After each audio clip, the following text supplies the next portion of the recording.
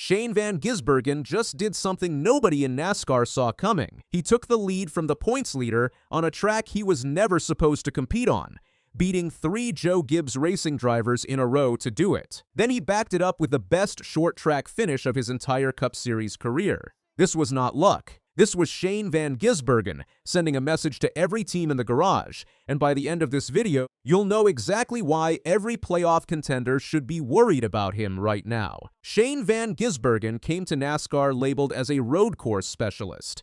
Everyone knew that story. He won his first Cup Series race at the Chicago Street Course back in 2023, and it shocked the entire sport. He kept adding road course wins after that. But short tracks and ovals were always the question mark hanging over his career. Fans said he could never compete there. Analysts said he would always be a road course-only driver who could never contend for a real championship. On Sunday night, van Gisbergen showed up at North Wilkesboro Speedway and started tearing that narrative apart. He started 8th in a stacked 37-car field.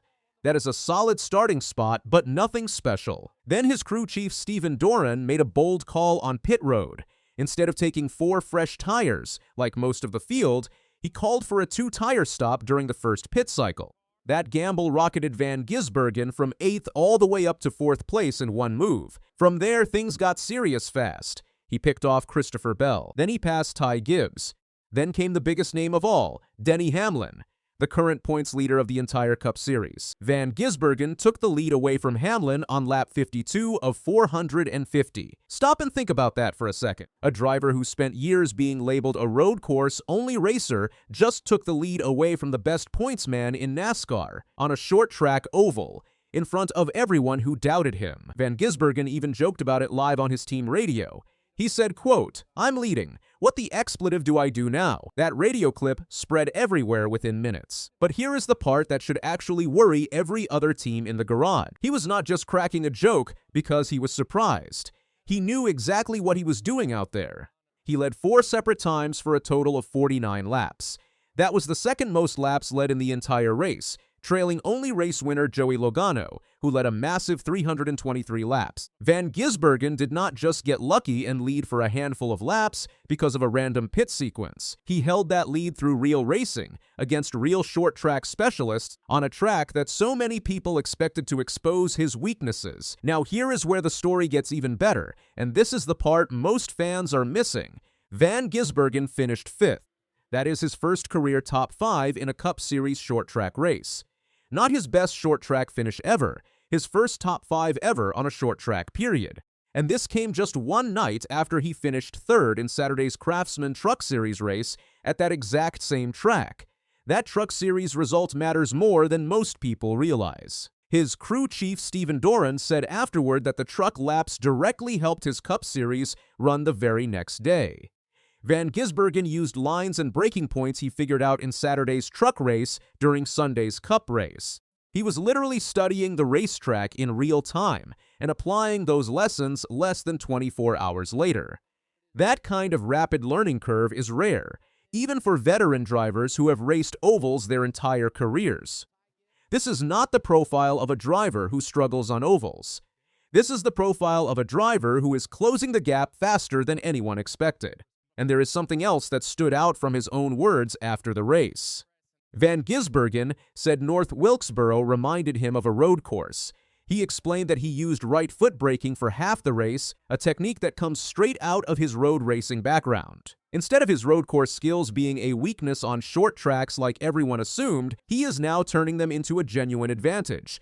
Let that sink in for a moment. The one thing critics said would always hold him back on ovals just became one of the tools helping him succeed on them. It is also worth remembering this was not the first time this year Van Gisbergen led laps on an oval. He had led on an oval before at Nashville back in late May. But North Wilkesboro was different. It was not just leading laps on a wide, sweeping oval that gives a road racer more room to work with. It was leading on a tight, half-mile bullring, the kind of track where mistakes get punished instantly and there is no margin for error. Beating Hamlin, Bell, and Gibbs in that environment, back to back to back, is a completely different level of difficulty than leading on a bigger, more forgiving oval. Think about who he actually passed to get to that lead. Christopher Bell is one of the best short-track racers currently active in the Cup Series.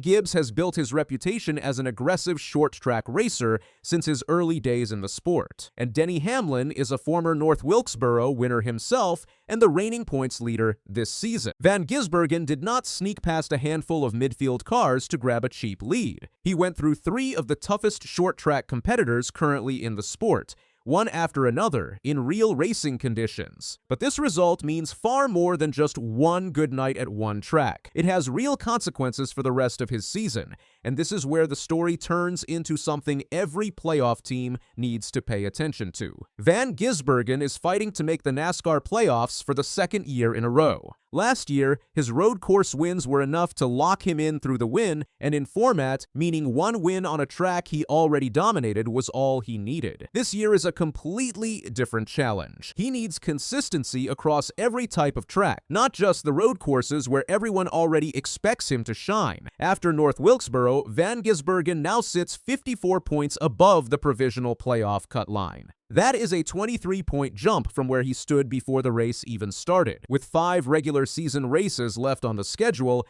that cushion matters enormously. One strong short track run just gave his entire playoff case serious momentum heading into the stretch run. Remember, this is a driver who already has 2 road race wins on his record this season, including a win at Sonoma Raceway. Those wins alone would usually be enough to feel comfortable about a playoff spot. North Wilkesboro was the first big piece of evidence that Van Gisbergen can do exactly that. This also comes during a stretch where Van Gisbergen has been under a brighter spotlight than usual. Just over a week before North Wilkesboro, NASCAR officials called him into the hauler alongside Austin Hill, following an on-track incident at Chicagoland Speedway, part of a string of run-ins between the 2 drivers over recent weeks. Instead of letting that tension follow him into the next race, Van Gisbergen answered it the only way that actually matters in this sport. He went out and beat the points leader on a track people said he could not handle. If Van Gisbergen can keep stacking short track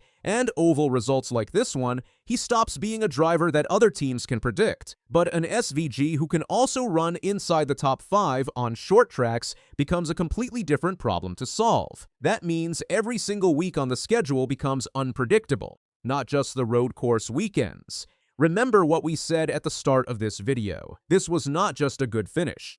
Van Gisbergen just proved he can do that on a tough bullring short track against drivers who have raced ovals their whole lives. This was not just a good night at North Wilkesboro that fades from memory in a week. This was Shane van Gisbergen's announcement to the entire NASCAR garage that he is no longer just a road course threat. He is becoming a complete race car driver, and that should terrify everyone chasing a championship this year.